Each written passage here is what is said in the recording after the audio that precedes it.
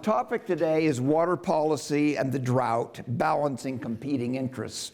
I think a key thing is that we do have some very exciting technologies to address our challenges. That's why our emphasis today is on the question of policy. How do we make things happen? California, I think we all realize, can be quite a paradox.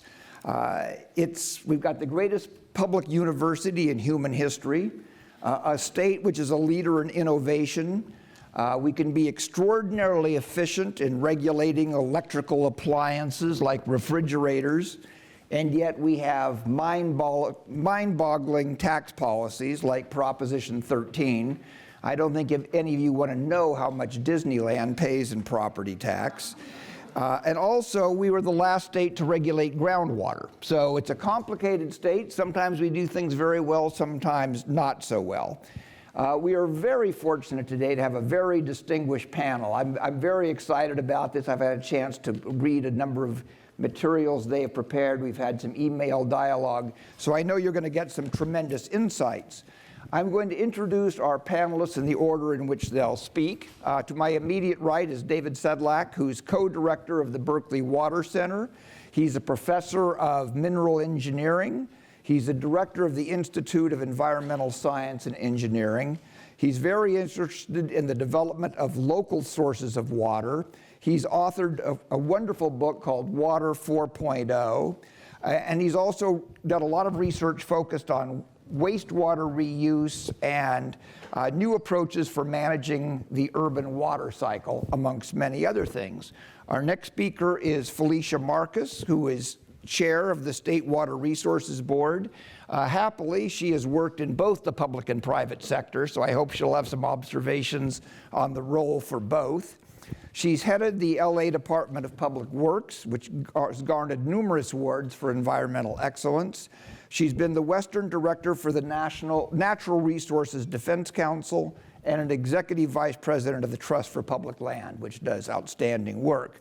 Our last speaker to my far right is Mel Levine, who has served in the California Assembly from 77 to 82, U.S. Congress from 83 to 93, President of the LA Department of Water and Power, counsel and former partner at Gibson, Dunn and Crutcher, and at the request of Vice President Gore was co-president of Builders for Peace, a private sector effort that was assisting in addressing the Middle East peace process, which was probably good background for dealing with water issues in California.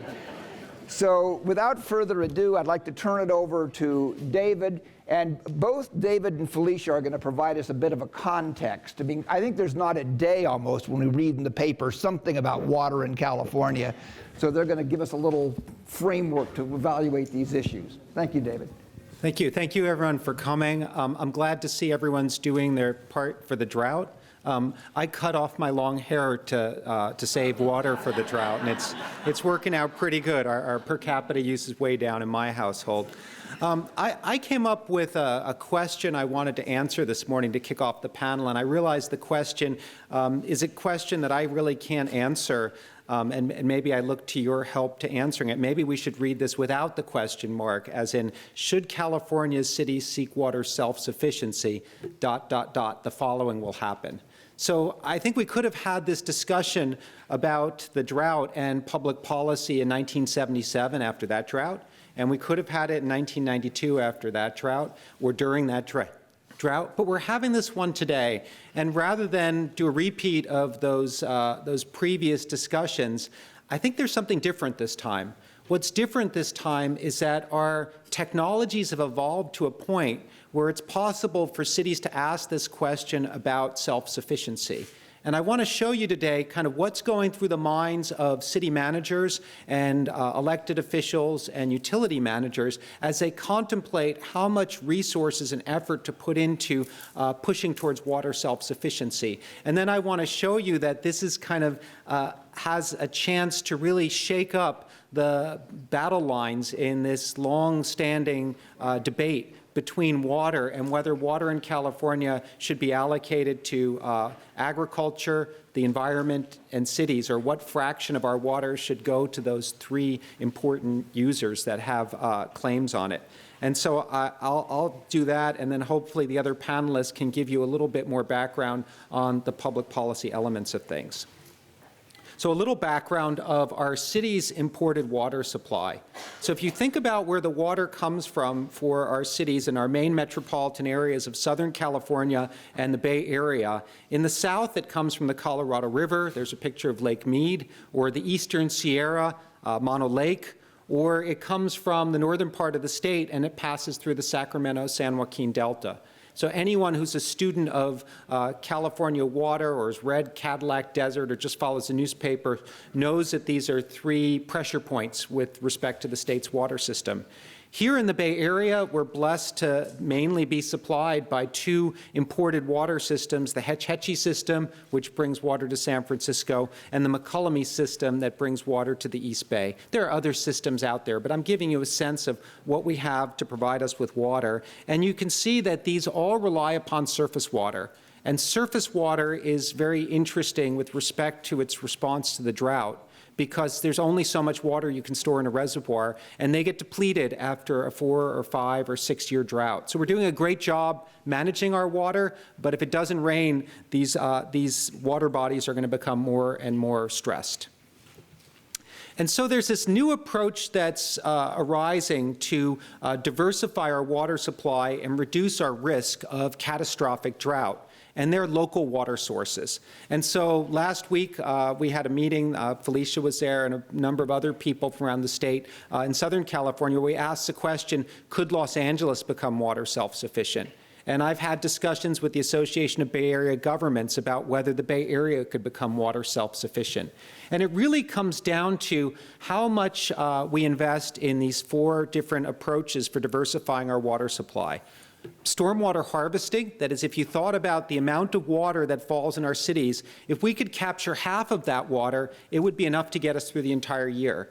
Now, our California hydrology makes that challenging, but you could see if we could capture a quarter of our water, that would be half of our water supply. And we're seeing utilities in Southern California, Sonoma County Water Agency, and others investing more and more money in stormwater harvesting, so capturing the water that actually falls within the city limits. Water reuse is this practice of water recycling, where we take the water that goes into our sewage treatment plants and we treat it to the point where we can use it for a drinking water supply. So you may have heard of the kind of so-called purple pipe approach, the idea of treating our sewage effluent so it could be used for landscape irrigation. The current direction that things are going is actually treating that water to be part of the potable water supply, and it would be equal to all the other waters in terms of how it goes into the system and how it satisfies our demand. And since we use about half of our water indoors and could recover 80% of that, that's enough to grow our water supply by about 40% if we could recycle it all. There's water use efficiency. That's the water geek shorthand for conservation and stopping the leaks. And so we all know about the state's success in reducing water use by about 35% in many communities. And that's something that probably won't go away after the drought, or if we put our minds to it, won't go away. We could probably squeeze a little more out of that till we get to the point of being like Australia or Israel, and that'll get us probably another third of our water supply growing. And then we have seawater desalination, the so-called option of last resort. But there are many countries around the world now that are getting a significant fraction of their drinking water from seawater desalination. This technology has become more and more efficient over time. So Perth, Australia, Israel, they get more than half of their drinking water from seawater desalination. Here in California, we have a new desalination plant coming online in Carlsbad, north of San Diego, 50 million gallons a day, and it'll be online this fall. It'll be the largest desalination plant in the Western Hemisphere. So there's not a question of whether we can do it. Technologically, it's possible, and it's cost competitive with the kinds of water supplies we've been developing. I want to think a little about the policy implications and the kind of economic implications of what happens if we do it. So the first thing I want you to recognize is that our current water supply system is very energy intensive. So the red bars here show you the energy used to provide water by either the Colorado River system or the State Water Project delivering water to Los Angeles. And whichever units you care for, kilowatt hour per acre foot or kilowatt hour per cubic meter, providing water to California cities, especially Southern California, is about the most energy intensive thing we can do with our imported water systems. For example, the yellow bars are seawater desalination. So there are parts of Los Angeles where we use more energy to pump water up and over the Tehachapis than it takes to actually desalinate seawater. All of the other technologies I talked about use less energy. Water efficiency uses zero energy. It's like virtual water, you're creating water. Water reuse, the blue bars here, water recycling, uses less than a quarter of the energy that, that desalination or imported water takes. And many of the other practices that we can adopt, like stormwater harvesting. So when we get serious about greenhouse gas reductions, imported water doesn't look like such a good thing. And 3 of these 4 local water sources are much more energy efficient. Water security. This is a figure from the IPCC's report on climate change, and it shows you the predicted average rainfall that changes in rainfall, rather, that will occur as climate change hits us. And so the way you read this figure is that for each degree centigrade increase in global temperature, that's the percentage decrease or increase in water. So at best case scenario, the planet warms by 2 degrees centigrade in the coming century, probably going to be more like 3 or 4. And you can see that in California, the predictions could be somewhere around 10 or 12% reduction in precipitation. And if you couple that with warmer temperatures, meaning more evaporation and evapotranspiration, and the shift of our precipitation from snow to rain, we're going to have a real problem with those imported water supplies. There are other things about water security that imported water supplies are particularly vulnerable to, like earthquakes. An earthquake could happen and cut your water intake. One of the Delta islands could fail in the Sacramento Delta and contaminate the water supply with salt. So these local water supplies have a benefit in terms of security. And finally, I just want to mention something that I'm calling the Lee Kuan Yew effect. In the 1960s, when Singapore and Malaysia became independent from Britain, the Prime Minister of Malaysia said this quote here: if Singapore's foreign policy is prejudicial to Malaysia's interests, we could always bring pressure to bear on them by threatening to turn off the water at Johor. And Johor was the imported water supply from Malaysia. So Singapore, the nation-state, city-state, basically had a foreign country controlling their water supply, and that foreign country had already indicated that they might try to influence Singapore in many ways. And Lee Kuan Yew had lived through the Japanese invasion of Singapore, and the first thing the Japanese did was bomb the water supply and cause the Allies to surrender. And so water supply in Singapore has been a national security issue for decades now. And Singapore diversified their water supply using the approaches I showed you here. And when it came time for Singapore to renegotiate their contracts with Malaysia, they were in a much better position than they would have been had they not diversified their water supply. And I think that as we move into this discussion about cities and agriculture and the environment and their claims on water supply and investments that we might make in the future in water supply, it's useful for us to think about Singapore and how, by diversifying their water supply and approaching self-sufficiency, they were able to negotiate from a position of more power. And when we think about people in the cities trying to represent the interests of cities and the environment, these diversifications that we're seeing will change that political dynamic. And with that, I'll turn it over to the other speakers and look forward to the discussion. Thank you.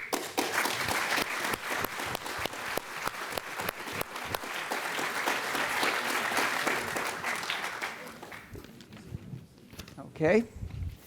Felicia Marcus.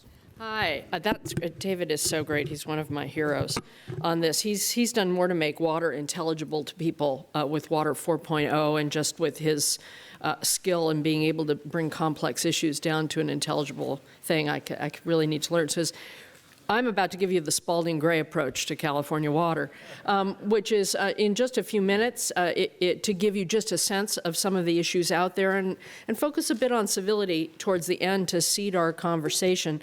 I'll tell you at the outset, I got more words on these slides than you should ever have, and there are more slides than you should ever have. And I did it because it'll be PDF and you can use it for notes later on. So I'm not going to go through everything, but I want to give you a little bit of a sense of where we are in California water. I won't hit every single issue. We don't have a lot of time, but hopefully I'll have chosen wisely, again, to start the conversation. I talk a little bit about California water to arm you, because there's a lot of dialogue out there that tends to be of the level of an Emily Latella Saturday Night Live skit or a Monty Python routine. I always call it the is so, is not, you're a jerk, no I'm not level of discourse that characterizes California water. And so I'm going to focus on that a bit, given the nature of the center. Give you a bit of a drought update, because we are in the worst drought of the century, and then talk a bit about the future. And I, like David, am actually optimistic that we have all the tools we need to really extend our water resources and intelligently face a challenging future, even with a climate change, with our climate change scenarios and with population growth. But the key element that it's going to take to achieve that is folks getting off their butts and off their high horses and working together in ways that the discourse doesn't always provide. So this is what I call the elephant slide, and this is, I did this so it could be a wallet card to remind people. I've made wallet cards out of this and laminated them, and the reason there's an elephant on it is because of the parable of the blind man and the elephant, where they're each touching a different part of this miraculous creature and describing something completely different. And that is frequently what the discourse is all about, where people will see, even people I've seen working in water for decades, will know one piece of it very clearly and seemingly have no idea of the other piece, or not value the other pieces, or belittle the other pieces. Belittling is somehow better than not even acknowledging them. And so this is just to arm you a bit on the basics, so that when someone comes up and says, if those insert expletive jerks, agencies, whatever, will just do this one thing, we wouldn't have any problems. We can conserve our way to the future. We can build a few dams and the problem will be gone. You know, you will know that they're just wrong. They may just be misguided, they may be sincere, but they're wrong. The answer lies in taking a diversified series of actions, and frankly, my bottom line point is we have to do them all, and we have to do them all now. The good news is we're on the march to doing them all now. So here's what you need to know. First is we do have the most variable hydrology in the country. When it rains and snows, it really does, and when it doesn't, it really doesn't.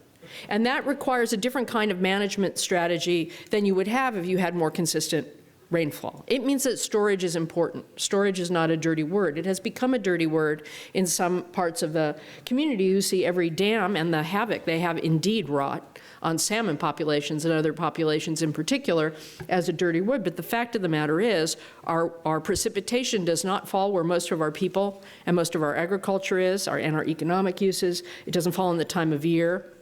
California, as we know it today, would not exist if it weren't for that system that David put up there. And that system was put up there with the conveyance, but also with the storage, precisely because it doesn't rain a regular amount and snow a regular amount every year. So that's just the reality we have to deal with in managing our water system. We have to plan for multi-year droughts. I mean, what we have learned in this drought, which is interesting, is that urban areas, even since the last drought, have managed to do an awesome job, large urban areas, of becoming resilient in the face of our normal 3-year drought cycle, which is something to really be proud of. The problem we have this year is we are not in a normal 3-year drought cycle. We are in the drought of our lives, so I'll get back to that. The other thing is that every area has a different mix of sources. It can have surface water, it can see. Most Californians can't see where their water comes from. It comes from that system, because most Californians live in Southern California. Most Californians live in urban areas. If you take Southern California plus our coastal urban areas up and down the coast, you've got the vast majority of our population, and their water comes from hundreds of miles away, other than some areas that do use groundwater. Some have groundwater, some don't.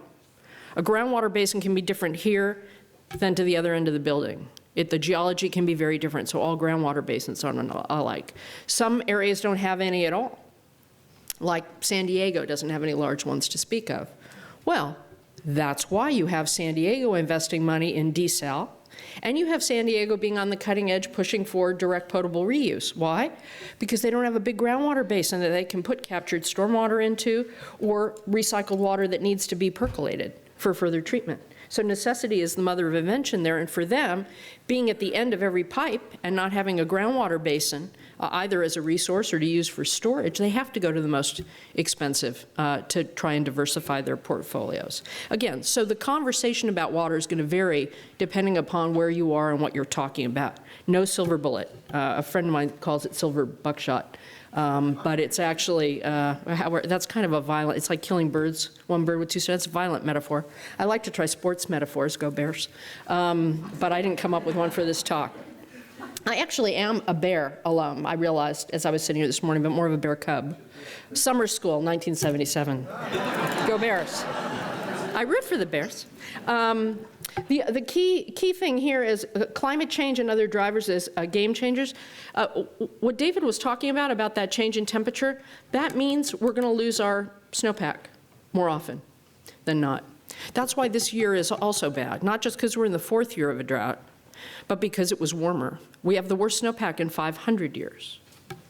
So you can look at reservoir levels in January, but what the experts know is that the snow is going to melt and refill those reservoirs during the course of the spring and summer or replenish surface waters. We just don't have any this year, and that's what's going to be regular in a time of climate, which is why, if you look, is it 2, is it 3, is it 4, is it 5 decades down, we're in a pickle even if we don't grow, which is a piece of why the administration started working on a different strategy even before the drought became apparent. Our population will grow, and then we also know that while this may be the drought of our century and our lives or our grandparents' lives, we know from geophysical evidence that we've had much longer droughts in California. Apparently there was a doozy around the time of Henry VIII. So we know it can happen here, and we know it did happen in Australia in the last decade, where they had the same 3-year drought cycle, and they say they thought that it was going to rain for about 6 years, because they usually had a 3-year drought cycle. And then it rained a little, and they thought, wow, they dodged a bullet. Another bullet metaphor, sorry, that they were going to be okay. And then they had the 3 worst years yet, and they had to do everything that was on David's faucet chart all at once because they couldn't risk their major centers. And they hemorrhaged billions of dollars on desal facilities that have never been operated, but that they're still paying for. So they said, hey, it's an expensive insurance policy. Believe me, as they head back into drought, other than in Perth, which uses it, it's cheaper to do the conservation, recycling, and stormwater capture. So that's what they have been doing. We're trying to avoid that economic and environmental impact. And then, of course, as David said, there are a mix of solutions, and those solutions, as I indicated, are going to vary, and we've got to talk about storage. The only thing that can approximate that snowpack in size are groundwater basins. So that's why the administration pushed for groundwater legislation, passed last. It took 100 years to do it after the surface water system came into being, and it'll take a while to do, but it's pretty good. And then the drought, of course. I've already talked about why it's bad. It's particularly bad. Let me just flash through these, just as a sense. That's the snowpack slide. It's kind of depressing. We're the line way at the bottom that doesn't even rise above the bottom. And then impacts. Hundreds of thousands of acres of fields fallowed in the Central Valley. It would be 10 times as bad if they didn't rely on groundwater. A lot of folks out of work. The groundwater levels are dropping precipitously. That's a zero-sum game of sorts. But you want to use your groundwater in a time of drought. Thank God it was there, and we've got a plan to make sure it's there for the next one. There are issues we can talk about if you want. We've been delivering water to communities in tankers, in bottles. We've been running pipe and drilling wells. Small rural communities, they know where their water comes from and when it's gone. A big issue in the rural parts of the state, huge fish and wildlife issues, and you've seen the wildfire impact. We've done a lot, I won't go through it. Food disaster reliefs, a lot of changes in our water rights permits, emergency changes, same with federal rules, cutbacks in contract water. That system that you saw has been cut back, at least the spine of it, from the state and federal projects. We've curtailed water rights, meaning juniors are cut off 100% in favor of their seniors because we have a seniority-based system in California like most of the West. We've even cut off junior-senior water rights holders who have never been cut off before, and we're in litigation. We'll be in a lot of litigation. We've also tried to speed more water. On recycling in particular, we goosed 1% financing fairly early. We streamlined permitting for outdoor use and groundwater recharge, and we're working very quickly with an expert panel on the use for indirect potable and surface water, again, where you just put it in a reservoir, but it's going to get retreated again. Or for direct potable, we'll have an expert panel thing. And then the urban water conservation regs, which we are the first state in the nation to do that at a statewide level, and it was something the governor felt he had to do when on April 1st, 1 month before the end of the snow season, there was just no snow to measure at the annual snowpack or the monthly snowpack survey. And of course, we ended up getting a bond passed, thank you very much to all of you who voted for it, because it was part of a plan, which I'll show you in just a moment, and that gives us money for conservation, recycling, stormwater capture, cleaning up contaminated groundwater basins, ecosystem protection, et cetera. We're doing pretty well. Folks have saved a lot. Some have saved 45%, others not so well, a sliding scale based on how much folks had done over the past 20 years or even past when the drought was declared. What I've been saying is in the last big drought of the late 80s and early 90s, we learned what we could do indoors. We can still do more, but huge push, particularly in Southern California, on low-flow toilets, shower fixtures, retrofitting, messaging about not leaving the water running when you brush your teeth and the like.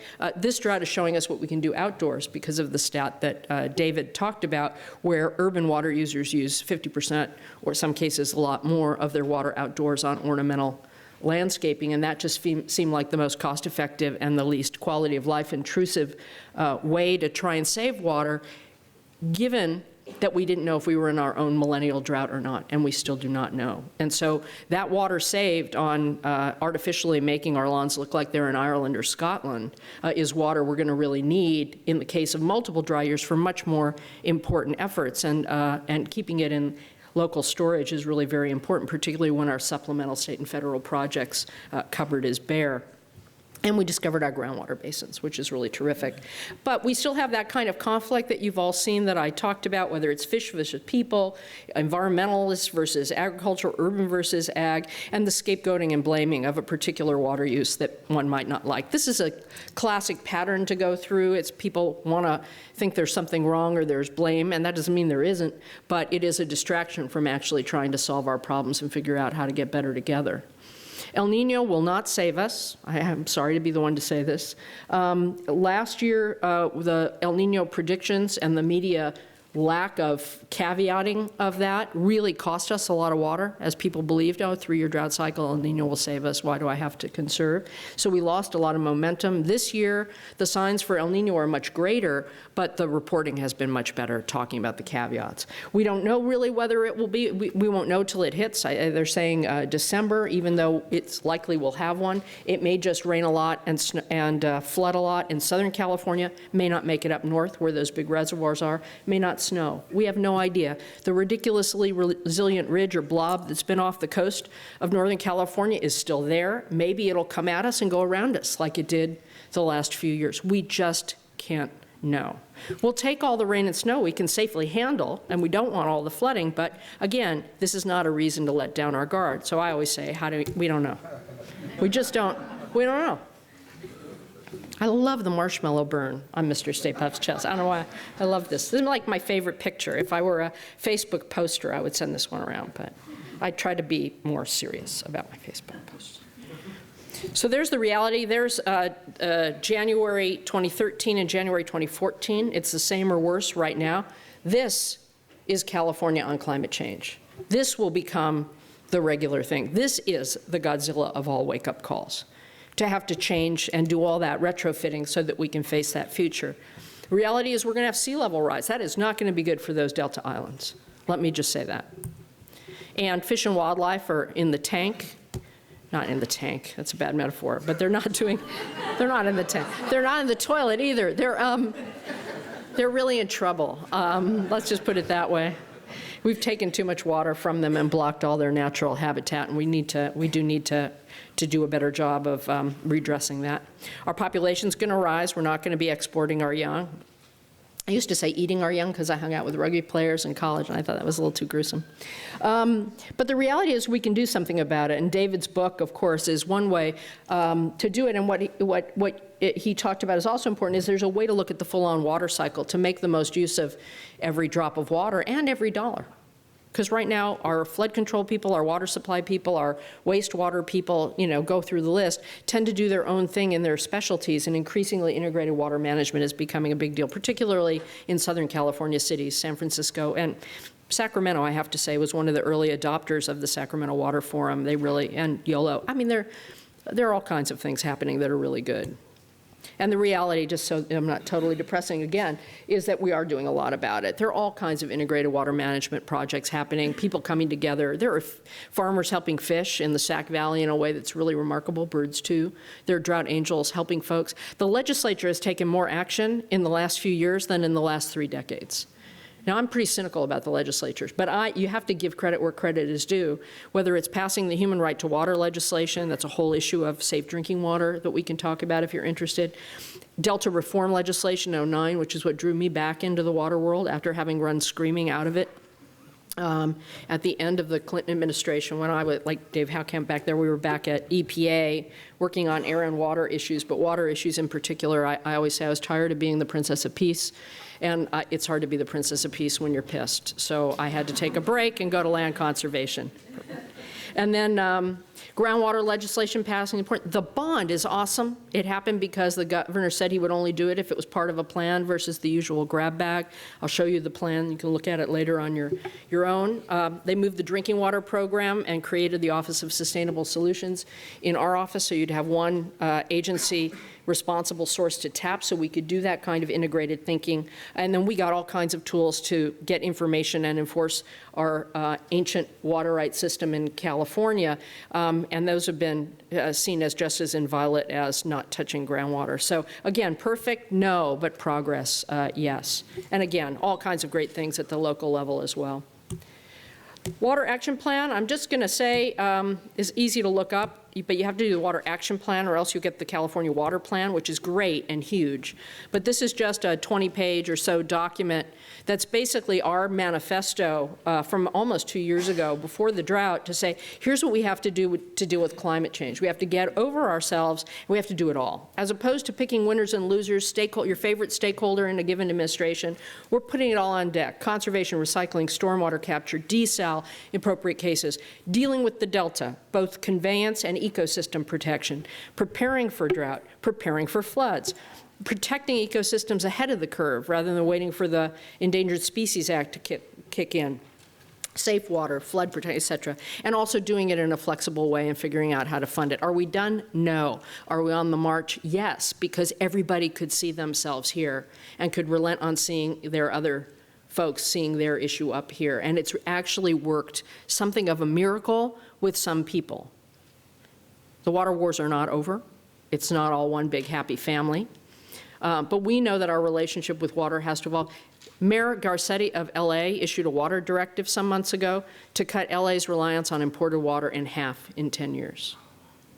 That's using all those tools. Well, now they have to do it, which is why I keep putting this slide up and reminding everybody who will listen that he said it. But they're going to have to be cutting edge on conservation, recycling, stormwater capture. That's their plan. And out of it, he knows he's going to get to greenest city, the most park per city in the nation. So there are multiple benefit win-wins. May not yield all the water in the world. Other things, I think recycling will yield more dollar for dollar benefits, but stormwater capture allows for flood control and greening and water quality improvements.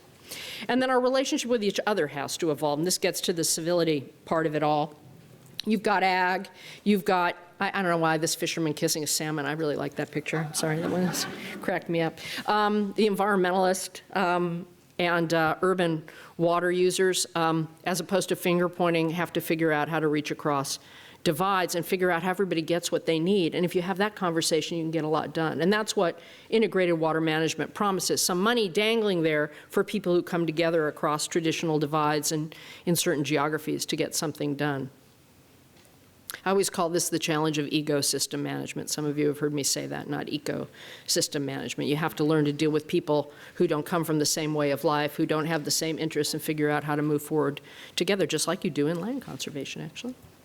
And then, just to give you a couple pictures of where the conflict tends to be, the California water pie is one where how you slice it becomes a topic of dialogue. Some of the stats you will hear, agriculture uses 80% of the developed water, urban uses 20, that 80-20. You have to say developed water, because it's not all the water, it's the water taken out for human use. Agriculture folks hate that. They prefer the 50% to the environment, 40% to ag, 10% to urban, which is actually the same pie. But then the misnomer in what they're saying there is that they make it sound, and some of them believe, that all 50% is going to those crazy environmental regulations. Well, they're not. They're actually going to wild and scenic rivers that Ronald Reagan took off the plan way back when. They go to require delta outflow to protect against salinity intrusion. If it gets too salty, it's not good for anybody in the delta or for export in Southern California, et cetera, et cetera, et cetera. And one little slice of it, maybe 10% of it, is for in-stream flow for fish, and that's been slashed during the course of this drought. Just saying. So I would say a pox on all the pies, because people argue about the pie and use it in whatever way makes them feel a little bit better, but it's not useful. And then finally, people have picked whatever use they don't like, whether it's new development, bottled water, fracking, almonds, et cetera, to think it must be somebody else. It can't be something I can do. And I can go through each of these if you're interested. And there are issues with each of these that are legitimate in every community and every concern on every issue, but it's not a drought issue, actually. Walnuts take 5 times as much water as an almond. Should we ban walnuts? Beer takes a lot more water to make than bottled water. Whenever I suggest, like, should we ban beer, everybody backs off. Fracking actually doesn't use that much water in California. It has issues. They all have issues. And new development is usually more efficient than old development, and many communities are just forcing them to retrofit and more. So actually, new development can make you more water efficient. So again, complex, not simple. And this was my favorite, that people blame the governor and saying the problem was cheese. It was cheese. Well, it's true. Meat and cheese, dairy products, it takes a lot of water. That burger, hundreds. Steak, 1,600 gallons. So your food is your major consumption of water, not even your lawn. And it's urban people who are eating agricultural products. So when people say, oh, ag, they're using it. It's not like they're growing things to have a party at the end of the year and pat themselves on the back. So anyway, with that, if we can keep all that in mind and figure out how to move forward, we're off to the races.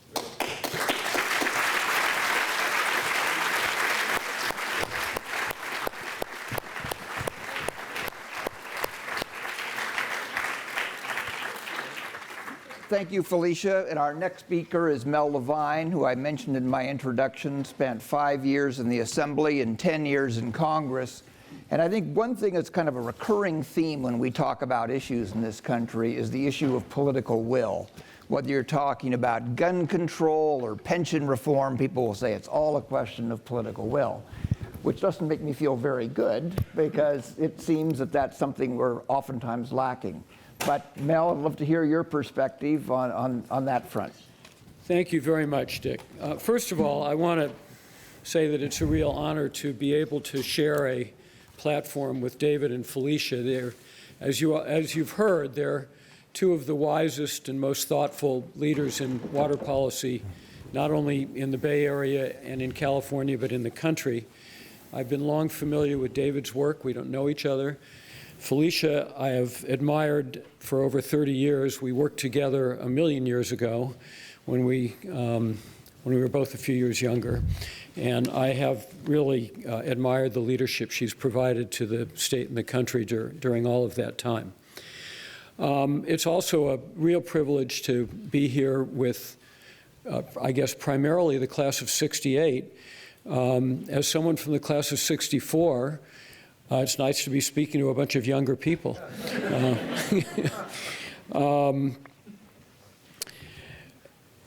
I also want to salute the Goldman School. I'm a proud member of the advisory board of the Goldman School. I think the Goldman School of Public Policy has been a magnificent institution for Cal, for the UC, for the state, for the country. I want to salute Dean Brady, under whose leadership the Goldman School has really become preeminent. So congratulations, Henry.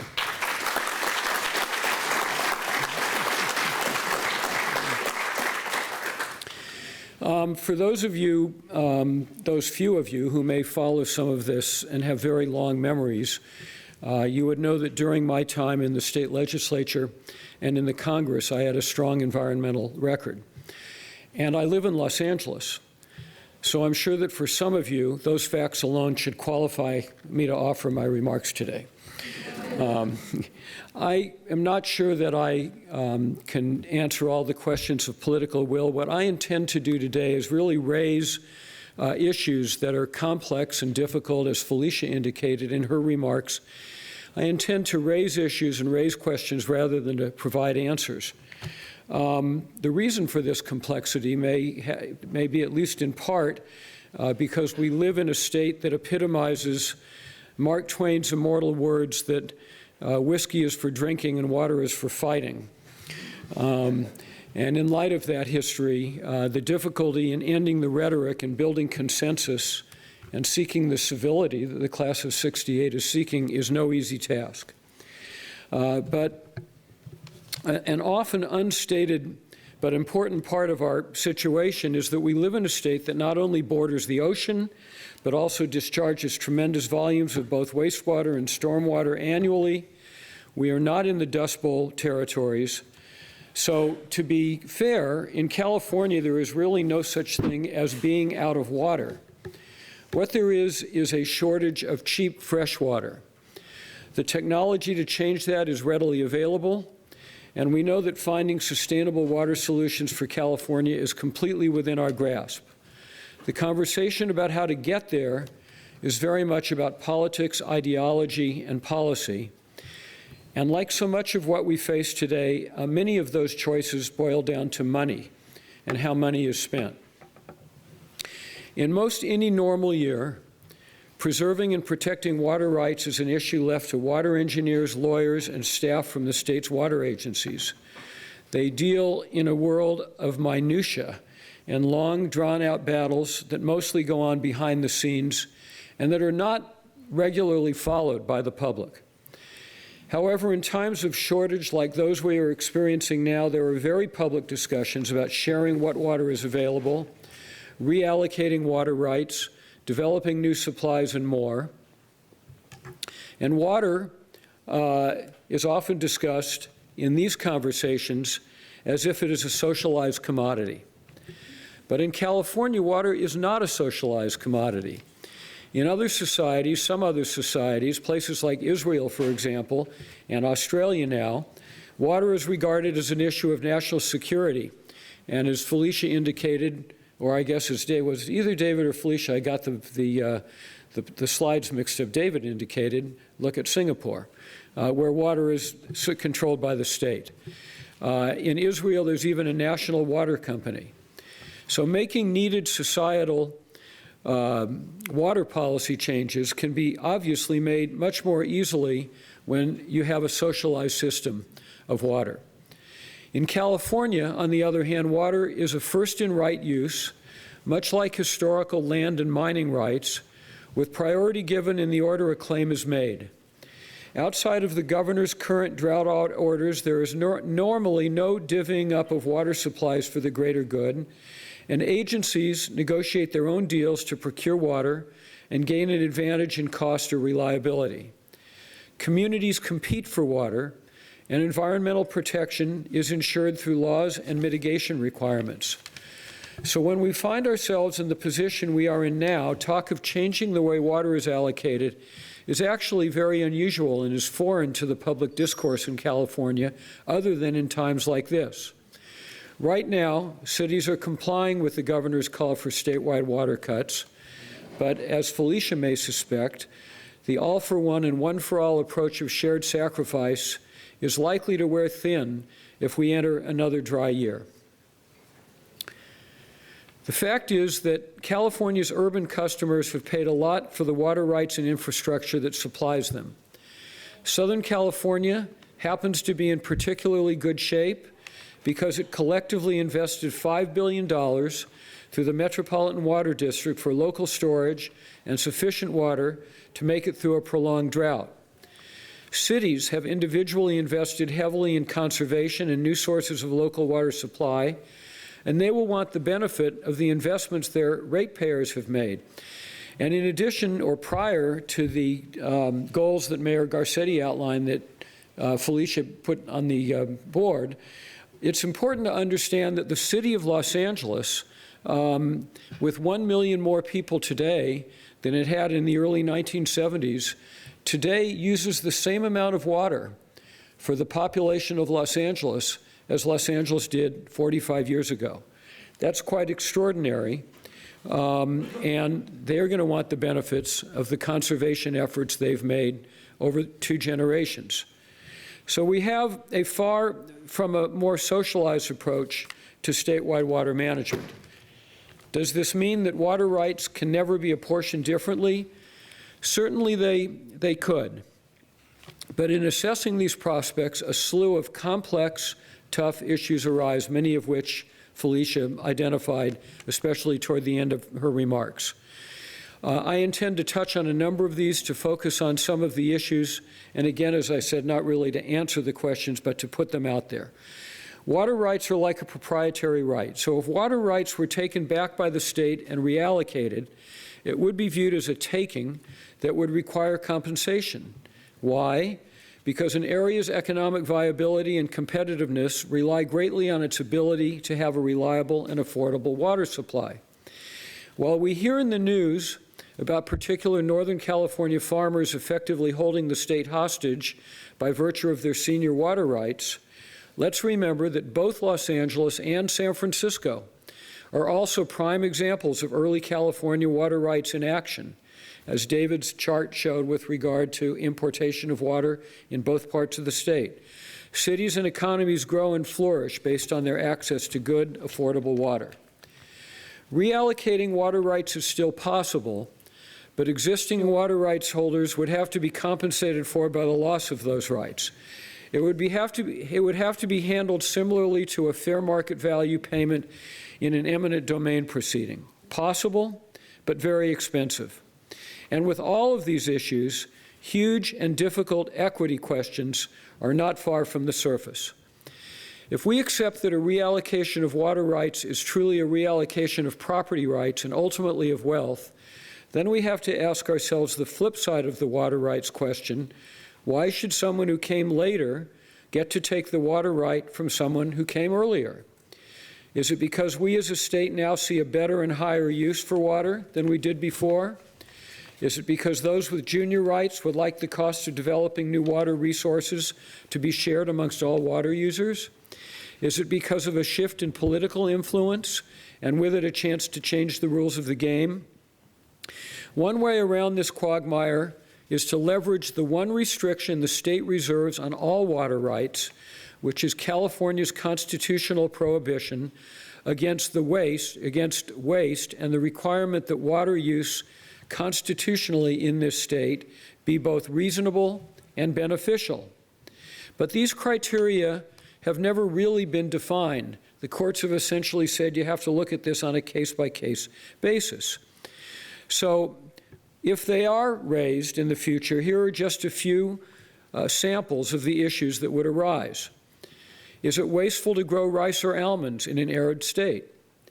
Is it wasteful to water golf courses or water lawns in Palm Springs or water lawns anywhere for that matter? Should we limit certain types of water-intensive manufacturing? Felicia named one, very popular one, a few minutes ago. And there are others, but none that quite achieve the response that Felicia's did. Perhaps it is unreasonable to put water down a stream to protect non-native sport fish, or to put water on a dry lake to protect non-endangered birds. And is it an unconstitutional taking without due process if water rights are reallocated? There are those who are beginning to make that argument today. On the flip side, is it reasonable for a small number of wealthy agribusinesses to maintain rights if urban users can barely shower? So there are lots of sacred cows in this state that are all difficult to come to grips with and which evoke strong emotional reactions that make it difficult to have an objective, civil, and informed discussion. This sort of discussion will require a good deal of intellectual honesty throughout the state. We cannot continue the north-south water controversy without acknowledging the fact that much of Northern California also imports its water. We also have to recognize that the economic engine of the urban areas is a benefit to rural areas too, and that, as Felicia indicated, goes both ways. In protecting our environment, a value I have always placed at the top of my list, we need to be honest about how much of California has been made or altered by man. We have to protect our environment, but at the same time be mindful that sometimes the environment we are protecting from water diversions is no more natural than are the farms and cities that water is diverted to. Ultimately, we need to move past blame and guilt and embrace a picture for California that we can collectively work toward, one that protects both people and the environment. Now back to the money. The development of water resource projects is typically paid for by those benefiting and receiving the water. Projects are paid for by participants and beneficiaries. For instance, if a new Delta facility is ever built, it will largely be paid for on an acre-foot by acre-foot basis by those receiving the water. The state is not going to shoulder the cost of the project at the public's expense. Beneficiary pays is the way it has always been done. We know that an infinite supply of usable water could be created here if we are willing to pay the price.